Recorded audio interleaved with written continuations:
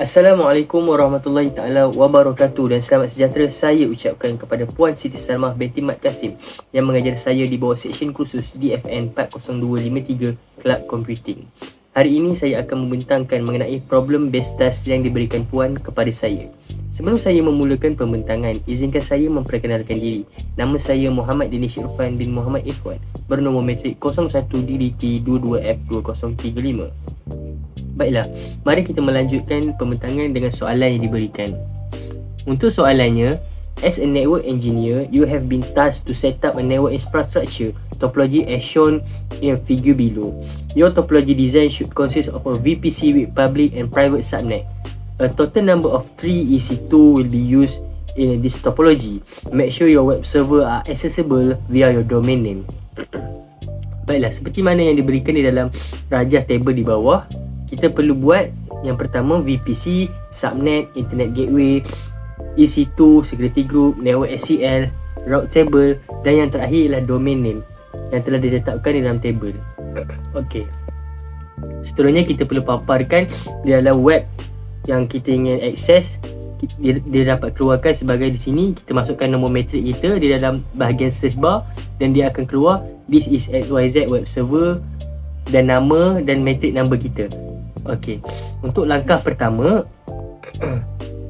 untuk kita create VPC, yang pertama kita masuk di bahagian VPC setting dan yang seterusnya kita pilih VPC only dan kita tetapkan nama VPC sebagai myVPC1 dan di bahagian bawah IPv4 CIDR block kita pilih IPv4 CIDR manual input dan untuk IP nya kita tetapkan sebagai 10.0.0.0/16.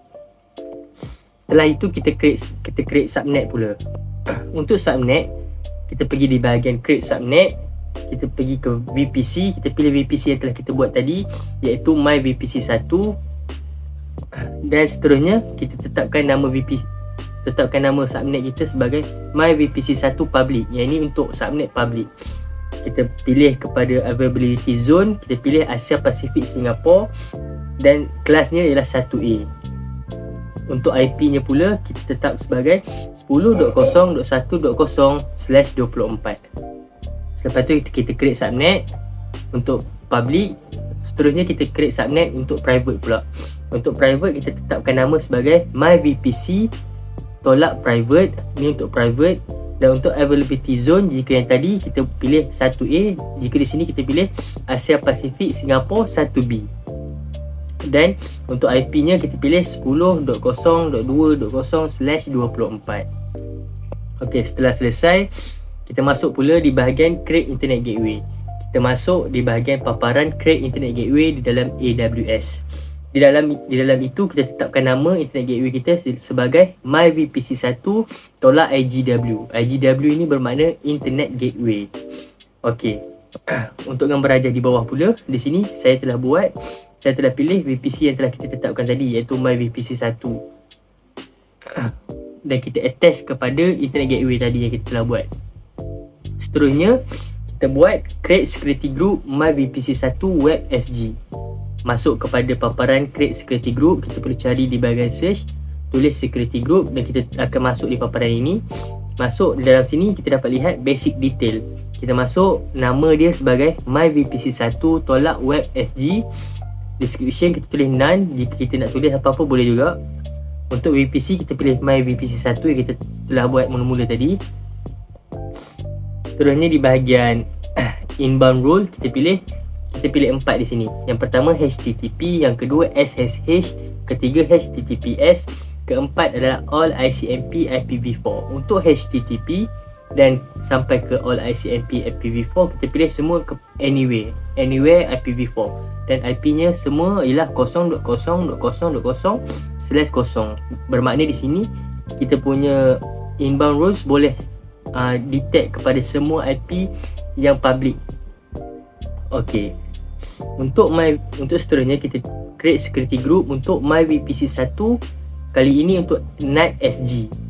Okey, masuk kepada security group seperti tadi, kita masukkan namanya myVPC1 tolak NAT SG dan description none. VPC kita ambil yang sama seperti tadi myVPC1 Okey, untuk yang ni sama juga seperti tadi. Kita pilih 4 inbound rules. Yang pertama HTTP, kedua SSH, ketiga HTTPS, dan yang terakhir all ICMP IPv4.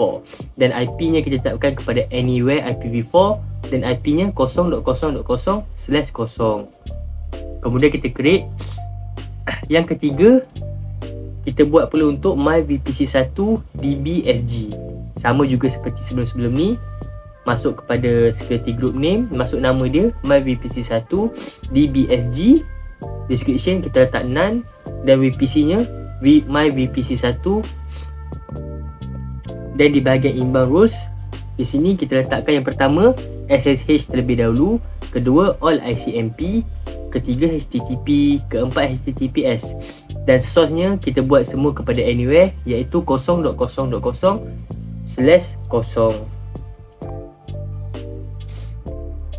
Okey. Untuk di sini kita dapat lihat, selepas kita buat inbound rules, kita kena edit inbound rules.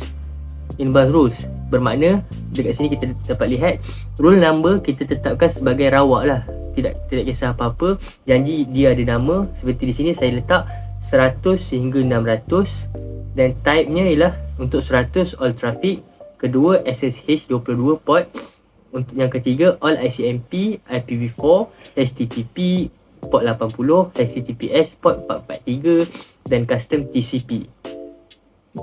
Untuk custom TCP, kita perlu letakkan port range. Port range ni ialah dalam sekitar 1200, 1240 sehingga 65,535. Untuk source masing-masing ialah untuk all traffic, kita tahu all traffic ialah 0.0.0/0 IP-nya.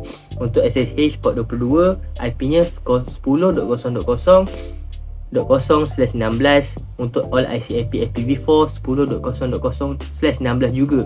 Untuk HTTP dan HTTPS serta custom TCP ialah IP yang sama seperti all traffic, iaitu IP 0.0.0/0, iaitu anywhere. Baiklah, seterusnya kita harus buat EC2. Kita kena launch instant. Kita masuk kepada paparan launch and instant. Kita tetapkan nama instant kita sebagai myVPC.web. Seterusnya, jika kita scroll ke bawah, kita harus masukkan satu key pair. Key pair ni tak kisah apa-apa key pair. Janji kita telah create satu key pair. Okey, seterusnya di dalam VPC required, kita masukkan VPC yang kita telah buat, iaitu myVPC1. Kita pilih. Untuk subnet yang kita telah attach kepada myVPC1 tadi, iaitu public. Untuk auto assign public IP, kita letak sebagai disable. Untuk firewall security group, kita pilih security group yang telah kita buat sebelum ini, iaitu myVPC1 WebSG. Okey, seterusnya kita buat balik lagi satu untuk instant, iaitu myVPC, kali ini untuk NetSG. Di bawah kita dapat lihat seperti langkah sebelum ni, cuma kita ubah sedikit saja. Kita masukkan VPC myVPC1. Untuk subnet myVPC1 yang telah kita letakkan kepada public. Auto assign di sini, jika tadi kita disable, di sini kita enablekan dia. Untuk firewall security, kita select existing security group. Okey. Yang ketiga, kita launch an instant untuk myVPC1 DB, nama dia. Seterusnya sama juga, VPC kita pilih myVPC1 tadi. Subnet myVPC1 private, kali ini private. Jika sebelum ini yang dua-dua public. Untuk yang myVPC yang ni kita gunakan myVPC1 private punya. Kita disable untuk auto assign public IP. Untuk firewall kita pilih select existing security group, iaitu myVPC1 DBSG. Okey, untuk langkah seterusnya, jika kita lihat di dalam table yang dikehendaki, kita perlu edit route table. Untuk edit route table, kita masuk di paparan edit route table. Kita pergi di bahagian detail. Jika kita lihat, saya telah tambah satu route table yang ber-IP 10.0.0/16, iaitu local. Okey, di bahagian bawah pula saya telah ubah juga di route table yang lain, iaitu 10.0.0.0/16 untuk target local. Di sini statusnya aktif. Okey. Terakhir, kita harus masuk ke dalam web browser. Kita masukkan nombor metrik. Di sini saya masukkan nombor metrik saya, iaitu 01DDT22F2035.tk, dan dia akan keluar paparan seperti yang telah saya tetapkan, iaitu this is my VPC1 web server. Dan di bahagian bawah kita dapat lihat dua line, iaitu line yang pertama ialah nama saya, iaitu Muhammad Danish Irfan bin Muhammad Ikhwan, dan line yang terakhir ialah metrik number saya, iaitu 01DDT22F2035. Okey, tamat. Sekian daripada saya untuk pembentangan problem based test. Saya berharap yang melihat video ini faham dengan penerangan saya. Sekian, wabillahi taufiq wa hidayah. Wassalamualaikum warahmatullahi taala wabarakatuh.